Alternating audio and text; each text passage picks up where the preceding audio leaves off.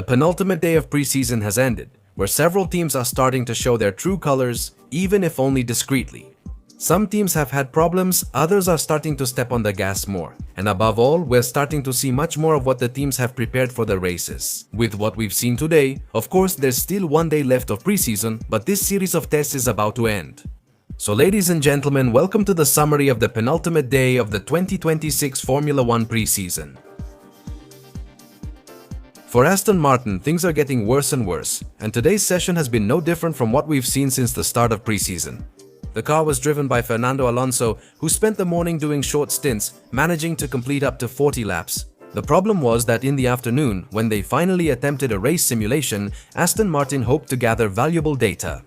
During the simulation, they stopped on the track, causing a red flag that completely interrupted the simulation due to a power unit problem that they couldn't fix. And after that, Aston Martin wasn't seen on the track for the rest of the day, and considering that Lance will have the car all day tomorrow, this means the end of preseason for Fernando Alonso, unless the plans change. And in the end, Aston Martin completes its last stint of 68 laps, and Alonso finishes the day with a best time of 1:37, which definitely only confirms that the back of the grid expects to see Aston Martin, at least at the beginning of this season. Despite the many problems yesterday, Cadillac managed to run today without issues and had a much more productive day.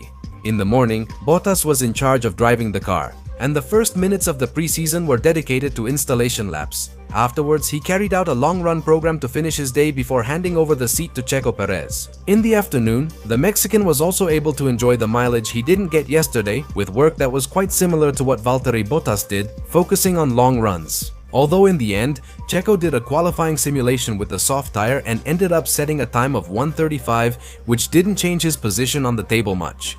In the end, Cadillac finished the day with 108 laps completed, and we'll have to wait until tomorrow to see a race simulation from the American team. This time, Williams only had Alex Albon in the car for today's session. He started working on different programs for the British team very early in the day. At first, he did some aerodynamic tests, and later on, as usual, he also worked on long runs. His session was characterized by not having any problems, but during the long runs, it's becoming clear that the Williams is a somewhat unstable car, and that those delays and the extra weight of their current single-seater are starting to take a toll. His pace, at least for now, looks like that of a team from the back of the pack, but we'll see if tomorrow the perception changes, although honestly, that's something I really doubt at this particular point.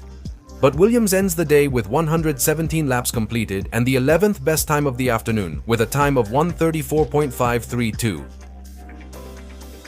Lawson had the Racing Bulls to himself today in what is probably his last day of preseason testing. And unfortunately, he wasn't free from problems in the morning, where he was only able to complete 27 laps due to an issue with the car. And this meant that he spent most of the morning session in the garage. However, during the afternoon, he made better use of his time and was able to do a race simulation focused on medium and hard tires. And the car seemed quite stable during this, and in fact his average was good, both in terms of degradation and pace, so they can be satisfied with what they accomplished today.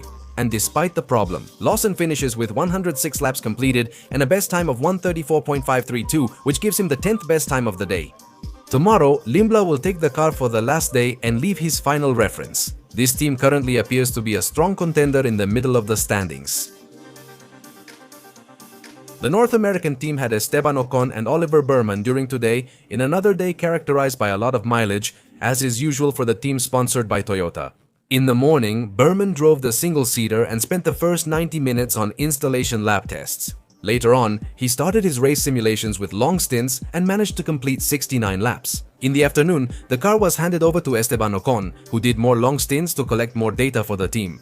And in the end, Esteban finished the day with 58 laps, which, added to his teammates, makes a total of 127 laps completed. And the best time of the day for this team goes to the Frenchman, with a time of 1:34.201, so we'll see if tomorrow there's a race simulation and we can get more information, but at least for now.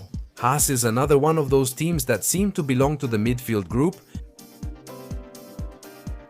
It's another one of those teams that split the day between their two drivers, but this Thursday the streak of not experiencing problems has come to an end.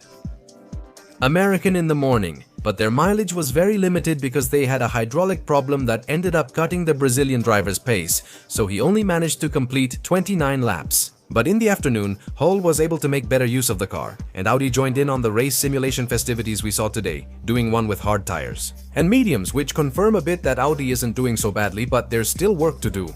And in the end, they finished their day with 73 laps, which, together with Gabriel's 29, leave Audi with a total of 108 laps. Nico Hülkenberg takes it, with a time of 1-33.987, which puts him as the 7th best time of the day. Tomorrow we'll witness Audi's final preseason appearance and see what they have planned for their Formula 1 debut.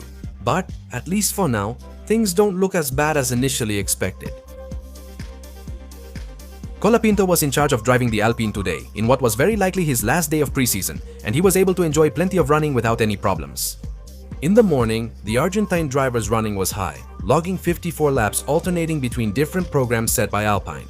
In the afternoon, he did several long stints, showing consistency and pushing closer to the limit. The car, in fact, did a qualifying simulation that left him with the 6th fastest time of the day with a lap of 1-33.818. And he finished the day with 120 laps, which is a very positive record considering that they were able to fix many of the problems that previously limited the mileage. With this, Colapinto says goodbye to the preseason. Interestingly, even though it's his 3rd season in Formula 1, this is his first preseason. Tomorrow, Gasly is expected to have the car all Friday, but today was very productive for the Argentine. After 10 days of testing, Ferrari has experienced its first serious reliability problem this Thursday. Today it was Hamilton's turn to take the car for the whole day, but this time in the morning he was only able to do 5 laps due to a problem with the car. Although this failure was not in the power unit, it seems it was a problem with the chassis, which left him with only 5 laps completed in the morning session. Although in the end he was able to go out and take part in the practice start in the afternoon. With the problem solved, Hamilton made up for the lost time. And they caught the attention of the whole world when they tested their new movable rear wing, an aggressive innovation whose flaps rotate 180 degrees so that the rear wing is practically inverted.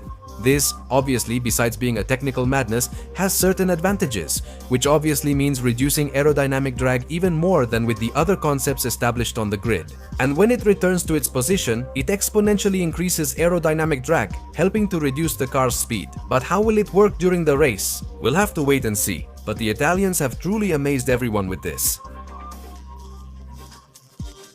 They managed to do a race simulation and overall they were able to make much better use of the afternoon. Hamilton finishes with 78 laps in what is probably his last day of preseason testing and the 4th best time of the day with a time of 1:33.408. And at least to me, Ferrari still gives the impression that they have much more than what they've been showing these days. But we'll talk about that when we do our analysis of how the grid would look before the start of the Australian Grand Prix. Today, Verstappen had the RB22 all to himself for the whole day, in a session with a lot of kilometers logged for the energy drink team. Just in the morning, he completed 56 laps and split his time between short runs, long runs, and some aerodynamic tests. In the afternoon, Verstappen completed his anticipated race simulation on hard and medium tires, again showing strong consistency. Although in the second sector, it seems that the RB22 is struggling a bit at least. But it shows potential in energy deployment and solidity, as well as similar pace to what the McLaren team has shown so far. It still needs to be compared with other simulations that may be done tomorrow. For now, Verstappen finishes the day with 139 laps completed and the 3rd best time of the day with a 1-33.162. We'll have to wait and see what happens in Friday's session. In the last one of this preseason, we can see even more of the hidden potential that the RB22 has. McLaren, for their part, has enjoyed another extremely productive day, a high-mileage day, where on this Thursday they practically tried everything: short runs, long runs, race simulations, and even qualifying. They tried in the morning. It was Lando Norris who was in charge of driving the car, and just during his stint he completed 72 laps in different programs and was the leader of the morning session in terms of time. In the afternoon, Piastri took over the car and was in charge of the race simulation carried out by the McLaren team today. The simulation used hard and medium tires, again highlighting the car's consistency, solidity, and low degradation, as seen in the lap times throughout. And although this can't tell us right now where McLaren stands in terms of his position on the grid, it leaves a very good impression. What is certain is that the team from Woking ended up completing 164 laps today, being the team with the most laps recorded in this session, and their best time was 1:32.861 set by Piastri, which gives him the 2nd best time of the day and of the preseason so far. All that's left is to see how the world champions finish preseason tomorrow and what they show to help clear up doubts about their direction. World champion? For the second day in a row, Mercedes finishes at the top of the timesheets, and once again, their day went by without any reliability issues and with a lot of work done. In the morning, Russell drove the single-seater, completed several long-run programs, and again showed consistency and speed. Although at this point we still don't know the engine maps or the fuel load they were running, those stints, at least for now, look pretty good. The car once again managed to confirm many of the positive feelings that the Mercedes continues to show in long runs and with a lot of work on car setups. In the end, he went for a fast lap attempt that gave him the best time of the preseason, with a record of 1 minute 32.803. He completed 79 laps which, together with Russell's 77 in the morning, give the team a total of 156 laps today. Tomorrow I think we'll see a bit more of their strength, but at least for now, Mercedes still looks very good heading into the start of the season. And ladies and gentlemen, with this we wrap up the penultimate summary of this preseason day at the Bahrain circuit. At this point, it's still not possible to see the order of the grid, but it's very clear who belongs at the back. Who will be part of the midfield group and the group of 4 who will be the fastest on the grid. I hope things will be much more revealing tomorrow, but at least for now, we'll leave it here. If you enjoyed this video, give us a thumbs up and leave a comment below. Which team are you liking the most and which team is disappointing you the most in this 2026 preseason? I'm Skyline Racing. See you tomorrow for more Formula 1 action.